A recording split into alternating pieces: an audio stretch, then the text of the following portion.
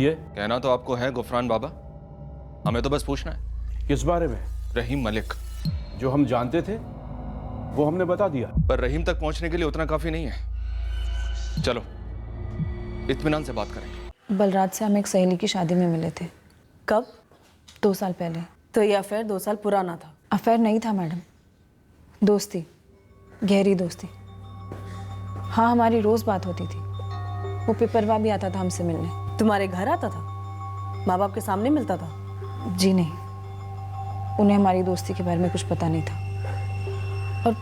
और हम चाहते भी नहीं थे कि उन्हें कुछ पता चले। मर्डर के बारे में तुम क्या जानती हो वर्षा? हम कुछ नहीं जानते मैडम, सिवाय इसके कि। सिवाय किसके? क्यों, तुम्हारी पत्नी शालिनी को हमारे बारे में पता चल गया है क्या? नहीं। तो फिर?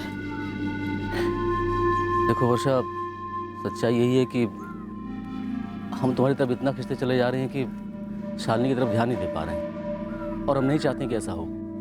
मैं तुम्हारी ये विडंबना समझ सकती हूँ बलराज, पर मुझे ये समझ नहीं आ रहा कि हमारे बीच ये जो है वो पहले दिन से ही है ना। जब हमने एक दूसरे को देखा था तो एकदम से तुमने ये फैसला कैसे ले लिया, और वो भी एक तरफा फैसला? इसलिए कि इससे पहले कोई और हमारे लिए फैसला करे, अच्छा होगा कि हम खुद ही सही फैसला कर लें। कोई और मतलब? आखिर शालिनी को हमारे बारे में पता चल ही गया है ना। शिवराज हमारा छोटा भाई। और तुम्हें लगता है वो शालिनी को हमारे बारे में बता देगा? नहीं, बताएगा नहीं, लेकिन वो हमारे रिश्ते की आड़ लेकर अपने रिश्तों की सफाई देगा बस। अच्छा, तो अब तुम एक आदर्श बड़े भाई बनना चाहते हो, छोटे भाई को सही रास्ते पे चलाना चाहते हो। जिस रास्ते पे हम जा रहे हैं वर्षा, वो कहीं को नहीं जाता है, एक अंधी गली है बस। बलराज की बातें कड़वी थी मगर सच थी। कोई भविष्य नहीं था हमारे रिश्ते का। शिवराज की वजह से? शिवराज का क्या लेना देना था तुम्हारे रिश्ते से? हमें नहीं पता मैडम, हमें नहीं पता शिवराज को कैसे पता चला। हमें नहीं पता शिवराज ऐसा क्या कर रहा था जिसकी वजह से बलराज ने हमारा रिश्ता तोड़ दिया। आप ये कहना चाहते हैं कि हमने धर्म पुरोहित और अपने चचेरे भाई प्रवीण के साथ मिलकर अपने सगे भाई बलराज का कत्ल करवा दिया? क्यों किया शिवराज? क्यों करते सर? चचेरा ही सही, पर था तो भाई ही। चेहरे को देखो, बेवकूफ लगता हूँ चेहरे से। इमरान अंसारी और फजल खान पहले तुम्हें उठाते हैं, फिर खेतों में ले आते, और परवीन, उसके बाद तुम बलराज और अपने बेटे विवेक के साथ वहां पहुंचते।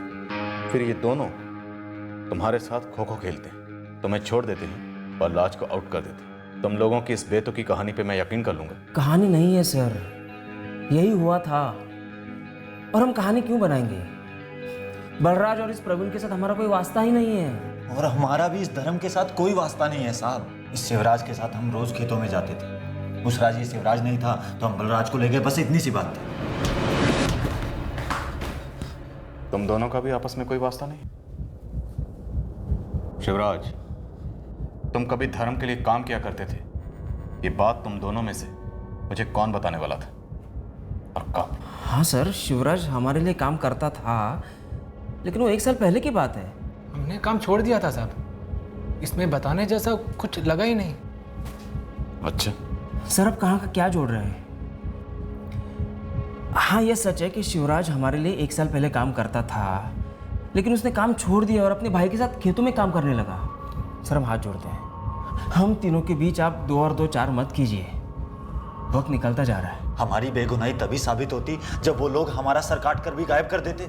लोहियागढ़ में एक बाबा है, रहीम मलिक, काला जादू करता। काला जादू, कटा सर, तुम तीनों का किससे क्या रिश्ता?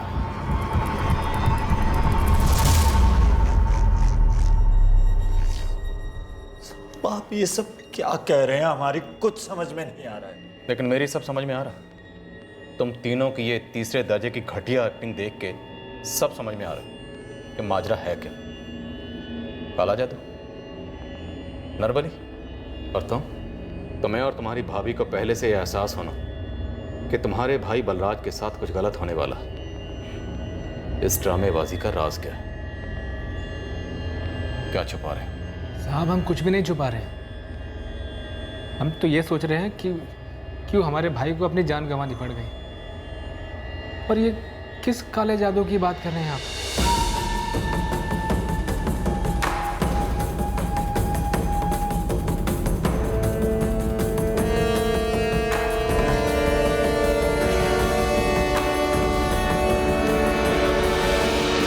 रहीम मलिक को कटा सर किस लिए चाहिए था गुफरान? ये तो वही जाने साहब, काला जादू मैं नहीं करता। तो फिर रहीम कटे सर की फरमाइश लेकर तुम्हारे पास ही क्यों आया था? ये सवाल तो मैंने भी उससे किया था साहब। तुम्हें आम खिला रहा हूँ, पेड़ गिन रहे हो गुफरान। तुम लाख रुपया देने को तैयार हूँ। लाख क्या करोड़ भी दो तो कटा हुआ सर नहीं दे सकता।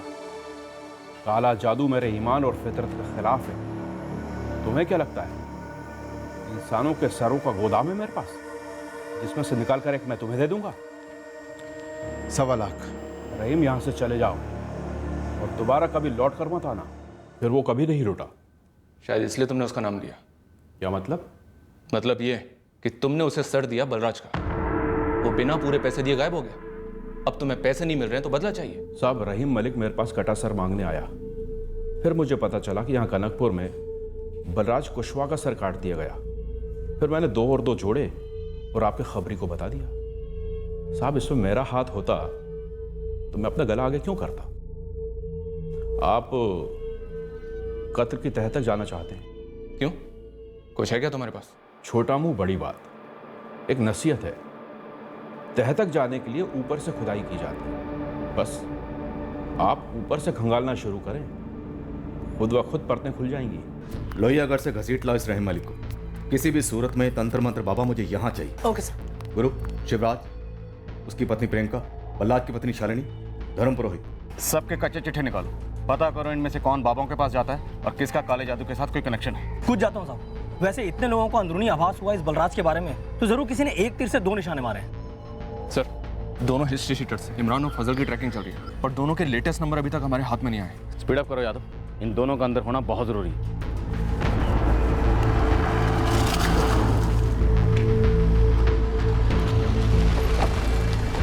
ये रहीम मलिक का घर तो मिल गया, पर ताला लगा हुआ है। कल कितने बजे निकला यहाँ से? कल शाम को ही बोरिया बिस्तर बांध के निकला है। पर जरा बताएंगे माजरा क्या है? ढूंढ रहे हैं हम इस रहीम मलिक को। आपके पास कोई नंबर है इसका? हाँ, नंबर तो है। लिखित ऑर्डर में बैकडेटेड बनवा लूंगा। पायल, तुम ताला तोड़ दो। Okay sir. अजीत जी। चाबी वाले को ले आओ तुरंत। जी मैडम, ये रहीम मलिक का नंबर है।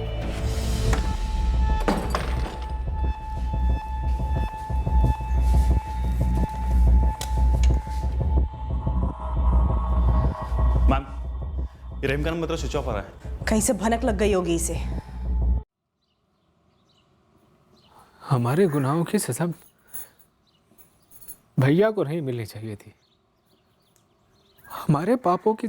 जब आपको पता था कि आप आग से खेल रहे हैं, जब आपको पता था कि आग इतनी भयानक हो सकती है, तो क्यों खेलते रहे? किस आग की बात कर रही हो तुम प्रियंका?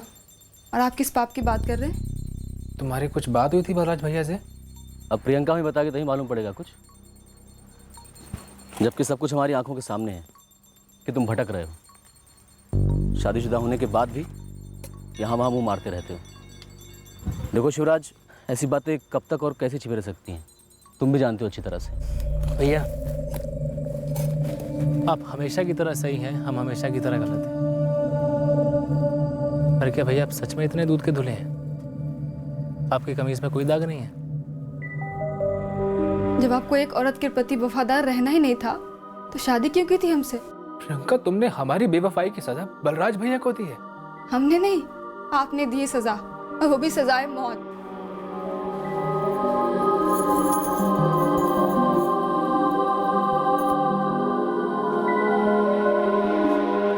भाभी, भाभी उस रात भैया की जगह हमें जाना चाहिए था, तो आज ये दिन देखना नहीं पड़ता।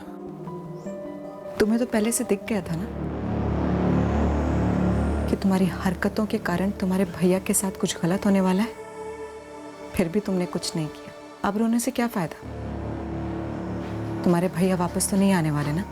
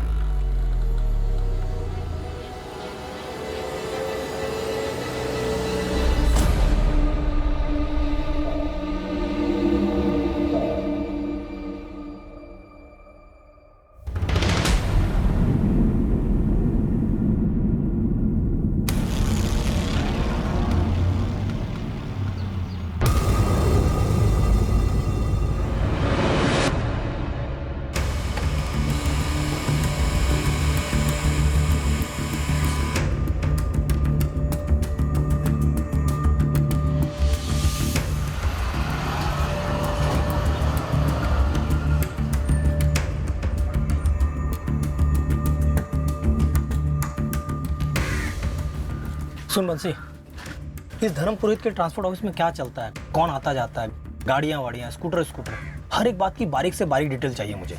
वो तो ठीक है, पर आपको चाहिए क्या? तू बस जानकारी दे मुझे, उसमें से जो मुझे लेना होगा मैं ले लूँगा। और हाँ, जितना तू मुझे देगा ना, उसका दुगना मैं तुझे दूंगा।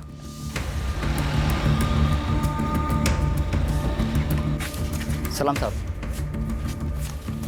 इमरान अंसारी और फजल खान के लेटेस्ट फ़ोन नंबर देने वालों को लेटेस्ट पता नहीं मालूम? साहब मालूम होता तो सबसे पहले वही पेश करता आपको, पर आपसे कुछ कहना था। कुछ ऐसा है जो छूट गया है या फिर जानबूझकर छुपाया गया है? क्या जावे? साहब मुझे पता चला इस कांड में सिर्फ इमरान और फजल नहीं, 2 और हिस्ट्री शीटर भी शामिल है, लाला आलम और ताहिर शेख। मतलब उस रात 4 लोग थे?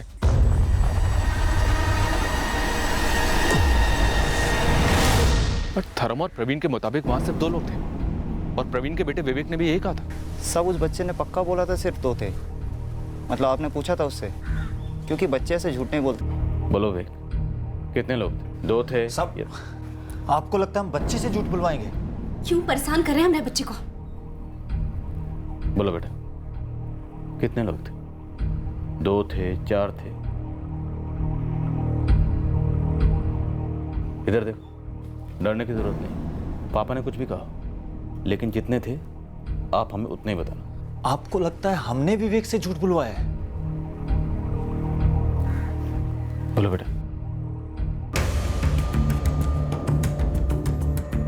ठीक है बेटा। हो गई तसल्ली?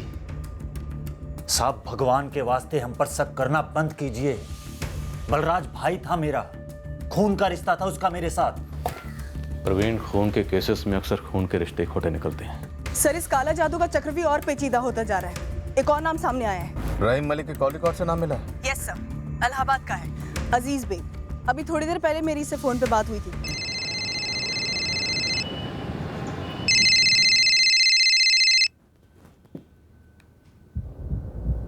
हाँ जी। अजीज बेग? जी हाँ, आप कौन बोल रही हैं मोहतरमा? लोहियागढ़ के बाबा रहीम मलिक को कैसे जानते हैं आप? अपनी तारीफ तो बताइए। कनकपुर पुलिस। फोन नंबर चाहिए रहीम का? नहीं, वो चाहिए। आधा घंटा दीजिए, मैं पता करता हूँ। पिछले 3 हफ्ते से काफी बातें होती रही हैं आपकी रहीम से। कैसे, दोनों साथ में काम करते हैं? आधा घंटा दीजिए मैडम, मैं फोन करता हूँ आपको।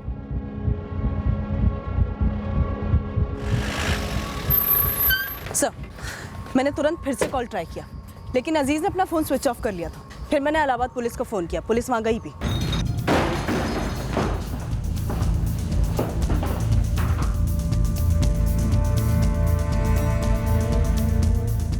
पड़ोसी बता रहे हैं 15 मिनट पहले उड़ गया।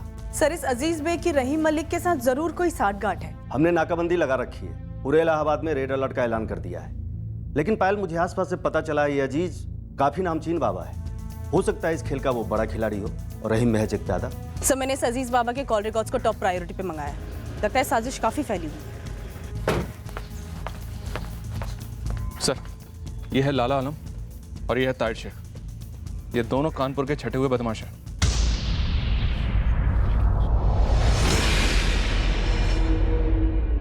दो ढोंगी बाबा और 4 शातिर क्रिमिनल इतनी बड़ी साजिश करते कनकपुर के एक मामूली से किसान बलराज कुशवाहा का कत्ल करने का। माजरा क्या है? सर, धर्म, प्रवीण और शिवराज, इन तीनों के फोन रिकॉर्ड्स क्लीन है और इन तीनों का इन क्रिमिनल्स के साथ कोई कनेक्शन नहीं दिख रहा है। धर्म, प्रवीण और प्रवीण का बेटा विवेक, तीनों का कहना है कि क्राइम सीन पर सिर्फ 2 लोग थे। चेहरे पर अजीब से नकाब थे और हाथों में तलवारें थी। मकसद क्या हो सकता है बलराज कुशवाहा के कत्ल का और फिर सर काटकर साथ ले जाने का? हो सकता है कि सर गुरु का फोन है। गुरु, सिर्फ गुड न्यूज़ देना, समझा? सर जी, बेस्ट न्यूज़ है। आपको इमरान अंसारी और फजल खान दोनों परोस रहा हूँ। हम सेल्फ सर्विस कर लेंगे, तू एड्रेस भेज। कानपुर के एक लॉज में दुबक के बैठे हुए हैं।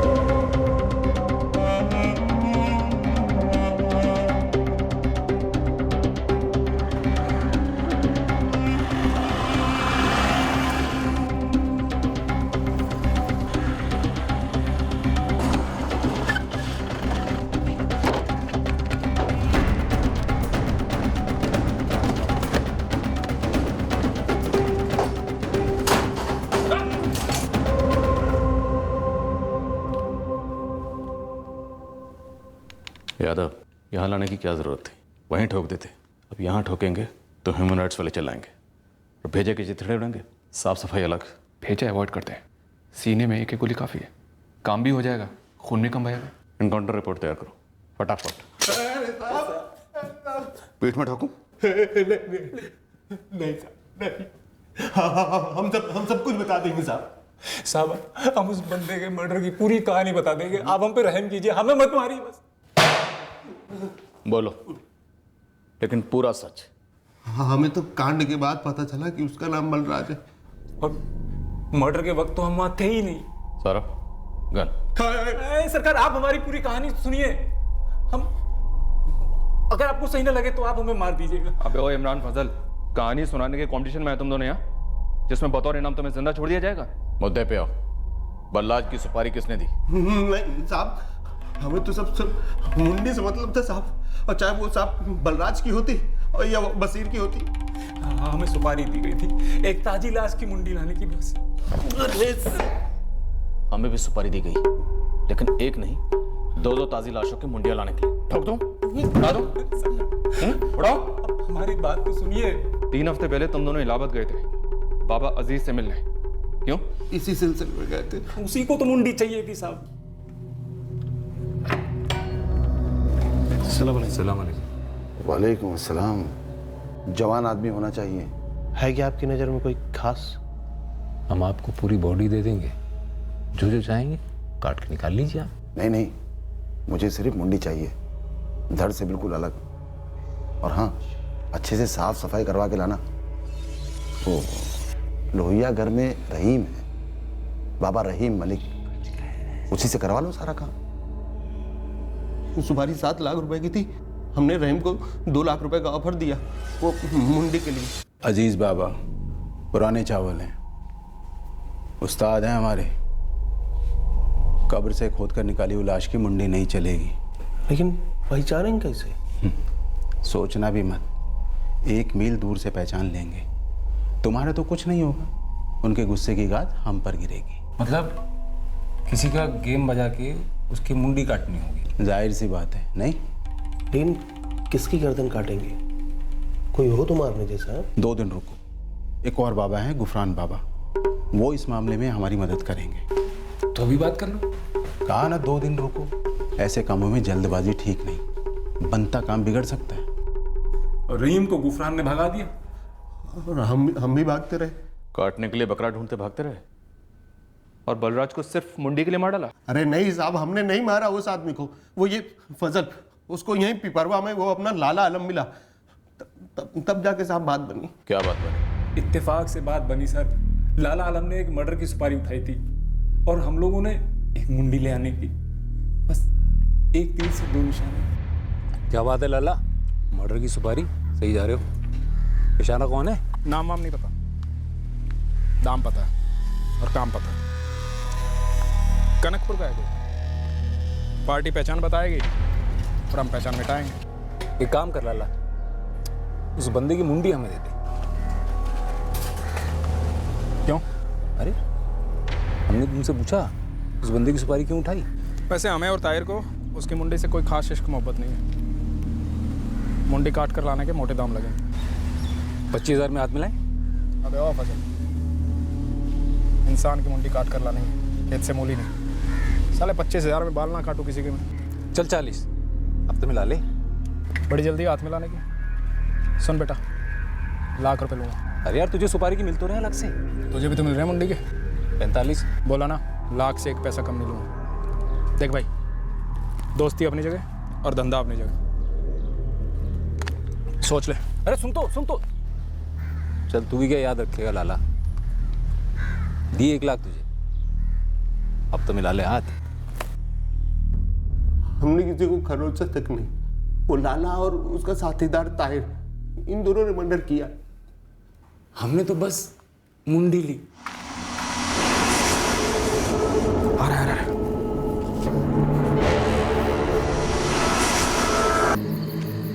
सही है। खुदा कसम हमने नहीं मारा बलराज, हम बेगुनाह हैं। बेगुनाही को इतना भी मत गिराओ कि मजाक लगने लगे। अजीज ने मुंडी के साथ क्या किया? बहुत बड़ी गड़बड़ हो गई थी साहब। और हमें तो पूरा पैसा भी नहीं मिला अभी तक।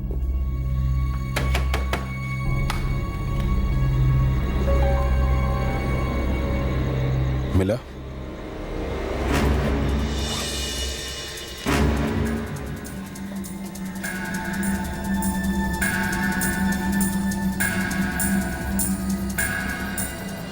इमरान, यहाँ खोद।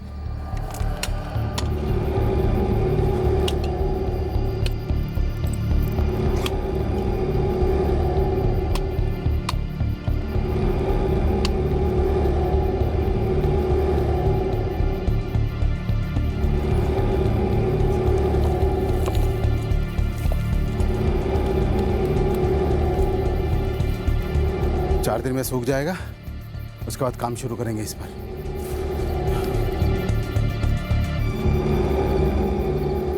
रहीम भाई को परफेक्ट मालूम था कि अजीज बाबा के पास जाने के पहले क्या करना है और क्या नहीं। लेकिन इस बार इस रहीम बाबा ने कुछ ज्यादा ही कलाकारी कर दी। अब हंसे हम लोग। 4 दिन बाद रहीम भाई ने जमीन से मुंडी बाहर निकाली और अपना काम शुरू किया। जो करना था रहीम बाबा ने किया।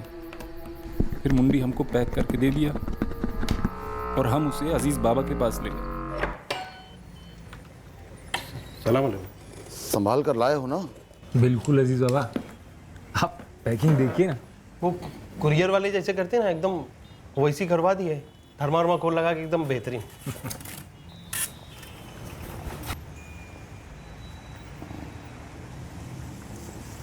ये क्या है?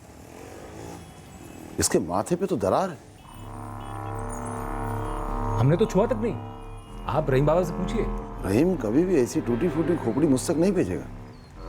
तुमने जरूर इसे कहीं गिराया है रास्ते में। एक तो गिराया नहीं, और मान लो अगर कहीं गिराया होता ये टूटती थोड़ी। देखो कितना थर्माकोल लगा के एकदम फर्स्ट क्लास पैकिंग किया है। अचार डालो इस पैकिंग, ये खोपड़ी नहीं चलेगी। अरे ताजे ताजे आदमी के अजीज बाबा, गर्दन काटते वक्त बंदा जिंदा था। तो क्या करूं? अब थोड़ी सी खरोच आ गई तो क्या फर्क पड़ता है? जमीन आसमान का फर्क पड़ता है। रूहानी ताकतों से बेईमानी बहुत भारी पड़ती है। चिढ़ गए तो लेने के देने पड़ सकते हैं। अजीज बाबा, और कुछ माफी अभी मांग लो उनसे, इस काम चला लो। चुप! मजाक समझ रखा है? जो आदमी मेरी मदद ले रहा है वो यहाँ का नहीं, अरबी है, अरबी। और पैसे पानी की तरह बहा रहा है अपनी मुराद पूरी करवाने के लिए। और मैं ऐसे आदमी के साथ चिंदी चोरी नहीं कर सकता। तो अब ये वापस ले जाओ। और ले जाकर धड़ से चपका देंगे उन दगा। फिर मजाक कर रहा है? मजाक तो आप करो अजीज बाबा। पूरी जान जोखिम में डाल के काम करके लाए, अब बोल रहे हो वापस लौट जाओ। हैं ये कोई टॉर्च लूंगी और सीडी प्लेयर है क्या? अरे काम पूरा किया, पूरे पैसे लेंगे। शुक्र करो कि एडवांस वापस नहीं मांग रहा हूँ। ऐसा ना कहो अजीज बाबा, पूरी ईमानदारी पूरी शिद्दत से किया आपका काम। लेकिन ये तो मेरे किसी काम नहीं आया ना। तो अब क्या? नई मुंडी ला के? हाँ, मुंडी तो मुझे चाहिए, लेकिन ऐसी टूटी फूटी नहीं, एकदम चकाचक नई, बेदाग। अगर तुम ला सकते हो तो ठीक है, वरना और भी भूखे हैं जमाने। हमारी तो मतलब घटिया घड़ी हो गई साहब। 3 लाख एडवांस अजीज बाबा ने दिए, जिसमें से 1.5 तो रहीम भाई ले गए, और फिर लाला आलम और ताहिर 1 लाख वो ले गए। बचे 50,000 में 15,000 तो हमारी खर्चे थे। तो ये सुपारी तुम्हें किसी अरबी ने दी थी यहाँ कनकपुर में? नहीं साहब, हमारा काम सिर्फ कटा सर ला के देना था साहब। ये सुपारी किसने दी ये सब हमें नहीं पता साहब। लाला और ताहिर ने किसके लिए सुपारी उठाई थी? साहब ये बात आप उनसे पूछिए ना। कहाँ मिलेंगे लाला और ताहिर? दोनों कानपुर में ही है सर। नंबर और पता एक झटके में बता दो। साहब हम पे 302 मत ठोकिएगा साहब। साहब हमने उस बलाज को हाथ तक नहीं लगाया साहब। साहब हम बेगुनाह है साहब। ये जरा लाला और ताहिर मिल जाए, फिर तुम्हें फुर्सत से बताते हैं कौन से चार्जेस ठोकेंगे तुम पर। मैडम, शिवराज का चिट्ठा खुला है। इसके कई औरतों के साथ अफेयर्स रहे हैं। धर्म और प्रवीण की क्या खबर है?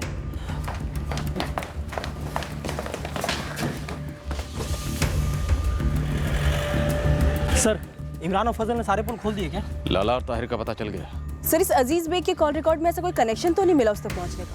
मिडिल ईस्ट के कुछ नंबर्स मिले हैं। इस पूरे कांड से मुझे किसी विकृति की बू आ रही है। तेरा अपडेट क्या गुरु? मैं मैडम को वही बता रहा था कि शिवराज के बेशुमार अफेयर्स रहे हैं, लेकिन ऐसा कुछ भी नहीं है कि जो बलराज के मर्डर से जुड़ा हो। और ना ही इस प्रवीण का कुछ है, लेकिन इस धर्म का है, धर्म पुरोहित, ये थोड़ा अजीब है साहब। कैसे? ये धर्म के साथ विशाल काम करता है सर। ये विशाल अक्सर धर्म के घर साइड ड्यूटी करता है, धर्म के पीठ पीछे उसकी पत्नी आरती के साथ।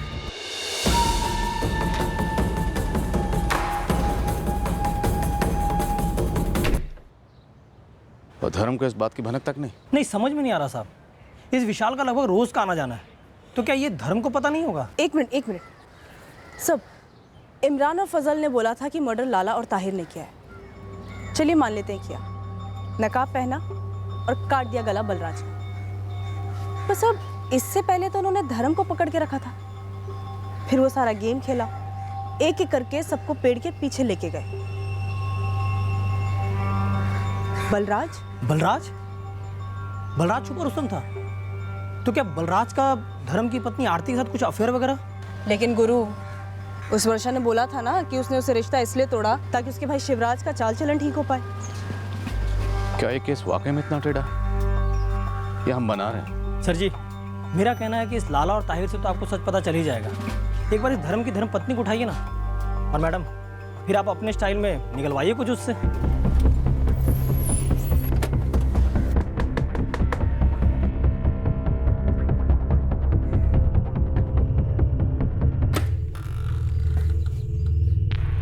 जी कहिए। जी चलिए, आपसे बात करनी है। वैसे मैं आपके कोई दोस्त तो हूँ नहीं कि आपके साथ गप्पे लड़ाने चलूं। दोस्ती तो हो जाएगी आरती पुरोहित, जैसे तुम्हारी दोस्ती हुई थी विशाल से। धर्म को पता है इस दोस्ती के बारे में? पता होगा, नहीं पता होगा, मैं नहीं जानती। देखिए मैडम, विशाल डरता है, मैं नहीं। आप जाके उसे डरे। ऐसी और किस किस से दोस्ती है तेरी? आपको क्या दिलचस्पी है मेरे दोस्तों में? आपको किसी ने लूटा क्या? आपका कुछ लगता तो नहीं, या फिर उनमें से किसी ने किसी को लूटा है? उनमें से किसी एक का कत्ल हुआ है। क्या कत्ल हुआ है? किसका? बलराज कुशवाहा का। बलराज कुशवाहा मेरा दोस्त? धर्म भैया, आरती भाभी को पुलिस उठा ले गई है। लगता है शक हो गया उन्हें। कैसा शक? हमें नहीं पता, वो बलराज कुशवाहा को लेकर कुछ है। खुद हमारे घर में आग लगाता है और दूसरों को उसमें जलाता है। आपको गलतफहमी हुई है। दूसरों की चुगली करता है कि हमारी पत्नी का किसके साथ क्या चक्कर चल रहा है, और खुद जब देखो तब हमारे घर में पड़ा रहता है। धर्म पे यकीन कीजिए हमारा।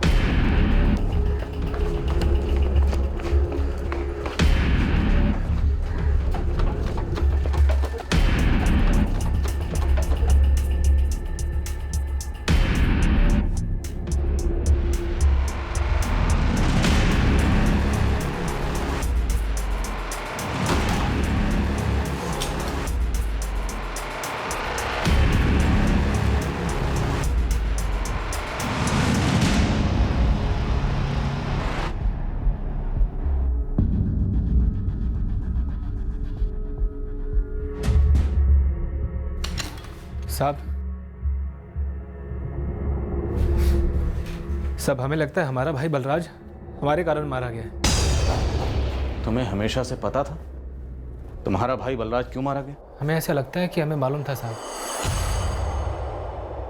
हमें ऐसा एहसास था। शिवराज, साफ साफ बोलो, इस वक्त हमारे हाथ में एक भयानक और काले जादू का विकृत केस है जिसमें तुम्हारे भाई का कटा हुआ सर इस्तेमाल हुआ।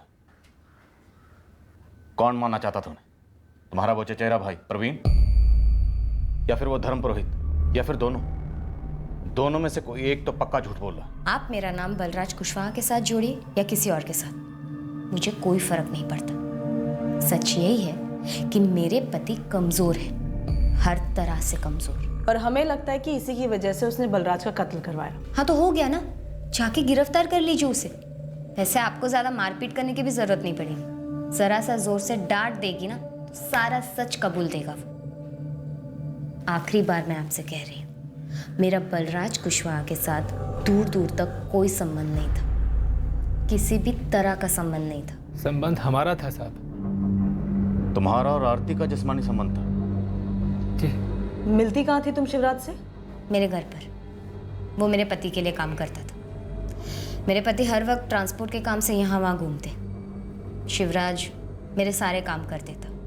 दोस्ती हुई, अफेयर हुआ, विशाल से भी अफेयर हुआ।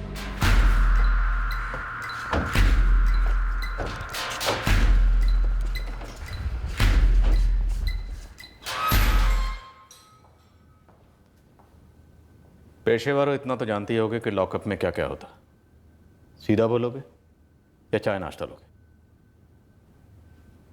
सीधा बोलेंगे। तो बोलो। सुपारी उस ट्रांसपोर्ट वाले धर्म पुरोहित ने दी थी। बलराज को मारने की? हाँ साहब, उस रात जो कुछ भी हुआ वो धर्म पुरोहित के कहने पर हुआ।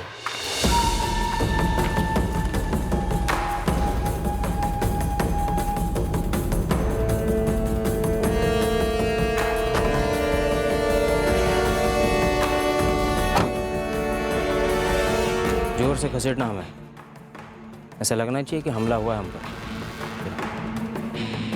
बांधो। तो पेड़ के पीछे ले जाना वो सब नौटंकी थी, परवीन और उसके बेटे विवेक को बौखलाने के लिए। हाँ साहब, वो सब कुछ धर्म पुरोहित का सोचा हुआ था। वही बताने वाला था किसको मारना है। वो जो कहता गया हम करते गए। धर्म ने कहा कि बलराज को मारना? जी साहब।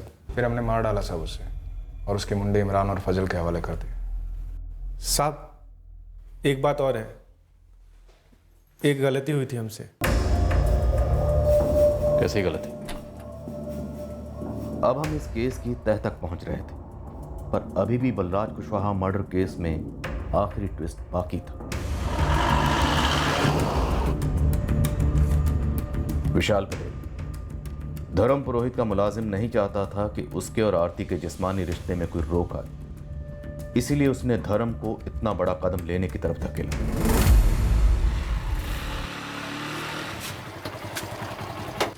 धर्म भैया जरा साइड में आओ ना, आपसे अर्जेंटली बात करनी है। जल्दी बोल। धर्म भैया शिवराज को रोज रोज घर क्यों भेजते हो? अरे हजारों काम रहते तुम्हारे भाभी के, दिमाग खा जाती है हमारा। तुम्हें क्यों पूछ रहे हो? धर्म भैया शिवराज आपके घर पे वो सारे काम भी कर रहा है जो आप बोले भी नहीं और आपको पता तक नहीं। हमने हमारी आंखों से देखा है। क्या क्या क्या देखा तुमने?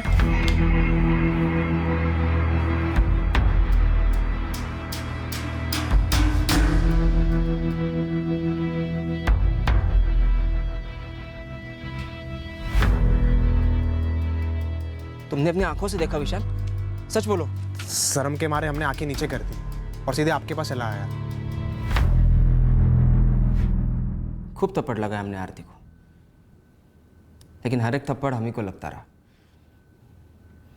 मजाक उड़ रहा था हमारा, लेकिन वो अपने हरकतों से बाज नहीं आई। हमने शिवराज को भी नौकरी से निकाल दिया, लेकिन वो हमेशा चिपकी रही उससे, और वो भी जब देखो तब हमारे घर चला आता मुंह मारने के लिए। एक ही तो जिंदगी है, ऊपर से 4 दिन की जवानी। मुझे बिल्कुल मंजूर नहीं था कि ये मैं तड़प तड़प कर जीऊं। और धर्म ना खुद का इलाज कराने को राजी था और ना मुझे छोड़ने के लिए। तो तुझे पहले दिन से पता था कि बलराज का कत्ल धर्म ने किया है? हाँ, तो मेरा काम है क्या उसे जाके पकड़वाना? वो आप लोगों को उल्लू बनाते जा रहा था। आप लोग क्यों बन रहे थे? आपको जाके पकड़ना चाहिए था ना उसे। अब इसका इल्जाम भी आप मुझ पर थोपेंगी। हमें शक जरूर था जब धर्म भैया बोले कि उन्हें बंदी बना लिया गया और सर कटा बलराज का। साहब अजीब लगा कि कोई लुटेरे से क्यों करते, बेवकूफ थे क्या? हमें यकीन था नहीं साहब, इसीलिए हम चुप बैठे रहे। अबे तू चुप इसलिए बैठा रहा ताकि तेरा चक्कर चलता रहे आरती के साथ। हम मानते कि हमारे मजे हो रहे थे आरती भाभी के साथ, और ये शिवराज बीच बीच में हड्डी बन जाता था। हमारे बताने के बाद धर्म भाई सुपारी उपारी देंगे साहब, ये तो हमने सपने में भी नहीं सोचा था।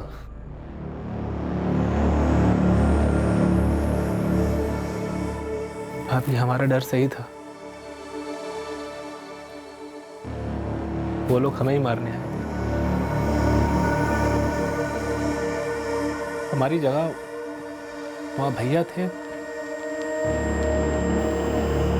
इसलिए भैया मारे गए। उस रात हमारा जी घबरा रहा था। हमें लग रहा था कि कुछ अनहोनी होने वाली है। एक गलती हुई थी हमसे। कैसी गलती? मालिक, जिस आदमी को हमने मारा था वो धर्म पुरोहित का असली निशाना नहीं था।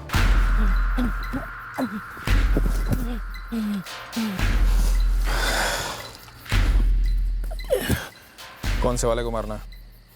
साली गड़बड़ हो गई। जिसे मारना था वो तो आज आया ही नहीं, रोज आता है। तो अब क्या? इनमें से किसी को नहीं मारना है। इस मजदूरी की पूरी कीमत लगेगी। फिर से एक्शन रिप्ले होगा। नया काम नया चार्ज। पहले बता रहा हूँ, सोच ले। काम कर। वो जो मुच्छड़ है ना, मस्से वाला, जिसके छोटे बाल है, उसे खत्म कर दे। शिवराज नहीं तो बलराज? हमें शिवराज को मारना था,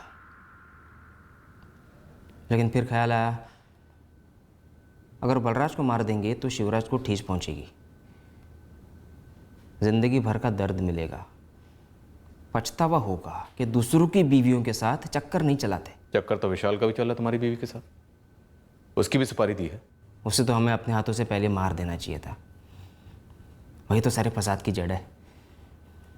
कान भर दिया हमारे, दिमाग खराब कर दिया, जिससे कि उसका अपना फायदा होता रहे। और तुम तो दूध पीते बच्चे हो। और एक बात बता दो, ताली दोनों हाथों से बजती है। आरती तो जड़ है। अगर उस बेशरम को हम पहले मार देते तो ये सब कुछ होता ही नहीं।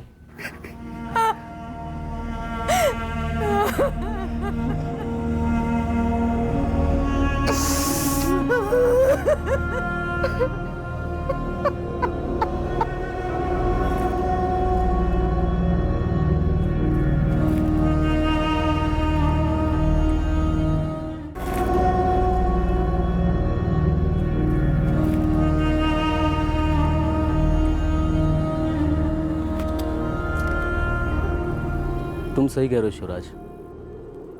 हम पता नहीं कब और कैसे उस वर्षा की तरफ खींचते चले गए। भैया छोटा मुंह बड़ी बात। औरतों की तरफ खिंचाव ना पागल घोड़े की तरह होता है। हाँ, लेकिन उस घोड़े की लगाम हमारे हाथ में होनी चाहिए, क्योंकि ये लगाम ही सही और गलत के बीच लकीर खींचती है। ये तुम्हारा और आरती का जो कुछ भी चल रहा है ना, हम अच्छी तरह से जानते हैं। और ये भी जानते हैं कि धर्म ने तुमको नौकरी से क्यों निकाला। और ये भी जानते हैं कि नौकरी से निकाले जाने के बाद भी हर दूसरी दोपहर तुम उसके घर क्यों जाते थे। ये धर्म जब भी हमसे मिलता है ना, हमसे निगाह नहीं मिला पाता है। पता है क्यों? क्योंकि उसे शर्म आती है अपनी पत्नी पर। लेकिन हम भी निगाह नहीं मिला पाते हैं, क्योंकि हम शर्मिंदा हो जाते हैं तुम्हारी इन हरकतों की वजह से। बहुत आक्रोश है उसके अंदर, मैंने देखा उसकी आंखों में। वो जब भी हमसे मिलता है तो बहुत कुछ कहने की कोशिश करता है। इसलिए हम तुमसे कह रहे हैं, उसके दर्द को आजमाना बंद करो, वरना एक दिन हम सब पे बहुत भारी पड़ेगा। इस हत्याकांड के खुलासे के 2 हफ्ते बाद हमारे हाथ रहीम मलिक लगा। अरे साहब, हमारे हाथ तो सिर्फ कटा हुआ सिर लगा था। हाँ तो ठीक है ना, हम भी सिर्फ तेरे सर पर ध्यान देंगे, धड़ को छुएंगे तक नहीं। आँख, नाक, कान, बाल, होंठ, दांत, बस इन्हीं के साथ खेलेंगे। रहीम मलिक के जरिए बलराज कुशवाहा का सर उस जगह से बरामद किया गया जहां रहीम ने उसे दफना दिया। जब बाबा अजीज बेग को हम हर जगह ढूंढ रहे थे, पर वो इतना शातिर था कि कनकपुर में ही आकर छिप गया था, ऐसी जगह जहां उसे सबसे कम तलाशा जाता। और कितने कत्ल करवा चुका है इन मुंडियों के लिए? कराए होते तो आप छोड़ते मुझे? जेल में होता ना इस वक्त। अब जाएगा जेल, पहले जेल फिर फांसी। फांसी तो कत्ल के लिए दी जाती है सरकार, और मुझे तो सिर्फ मुंडी चाहिए थी। मैंने किसी से नहीं कहा कि वो जाके किसी का मर्डर करे। मैं तो उस आदमी को जानता तक नहीं। कौन है जिसके लिए तुझे ये सिर चाहिए था? किसके लिए ये सब कर रहा तुम? है एक बदनसीब जिसके पास दौलत बेशुमार है, लेकिन सबसे बड़ी दौलत नहीं है, वक्त की दौलत। बेचारा कैंसर के आखिरी पड़ाव पर है, दिन रात जिंदगी के लिए दुआएं मांगता रहता है।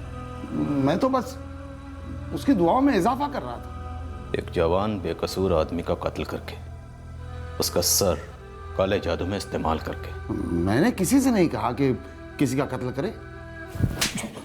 तो फिर सर कहां से आया? हवा में से? मानो या ना मानो, रूहानी ताकतों की दुआओं में बहुत असर होता है। मेरा ये जो हाथ है ना, इसमें भी बहुत असर है।